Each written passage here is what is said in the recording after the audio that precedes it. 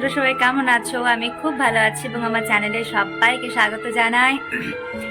আজকে হচ্ছে ষষ্ঠী, সকলকে জানাই অনেক ভালোবাসা। তোমরা সবাই খুব ভালো করে দুর্গাপুজো কাটাও, খুব মজা করো। আর পিছনে এত বেশি গানের আওয়াজ আসছে যেহেতু বাড়ির পাশেই আর কি। তো পুজো 4টে দিন তো গান চলবেই, কিচ্ছু করার নেই। আর এই যে মেহেন্দি পরে নিয়েছি, এটা আমি দুপুরবেলায় পড়েছি, এখনো পর্যন্ত আছে। এবার আমি রেডি হব ষষ্ঠীতে মানে দুর্গাতলার যাওয়ার জন্য।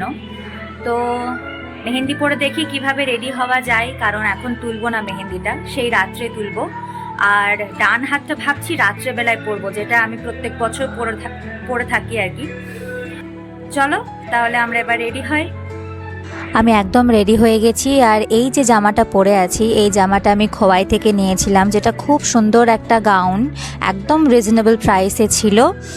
তো তারপরে আমি চলে এলাম আমাদের দুর্গাতলায়, যেখানে পুজোতে বসে গেছিলো ষষ্ঠী পুজোতে। আর আমার মোটামুটি এখানেই কাটে, মানে আমার বাড়ির পাশে যে মা দুর্গাটা হয় সেখানেই আমার পুরো পুজোটা কাটে। আমার খুব একটা ভালো লাগে না, মানে যাই কিন্তু পুজোর পরে যাই, দশমীর পরে যাই, পুজোতে যাই না সেরকম খুব একটা। তো এখানে সবাই বসে আছে। আর এই যে পুচকেটা, ও মেহেন্দি এঁকেছে হাতে, মা দুর্গার মুখ এঁকেছে।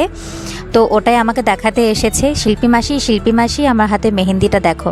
তো খুবই সুন্দর এঁকে দিয়েছিল যেই এঁকেছিল, তো এটা আমাকে দেখাতে এসেছে।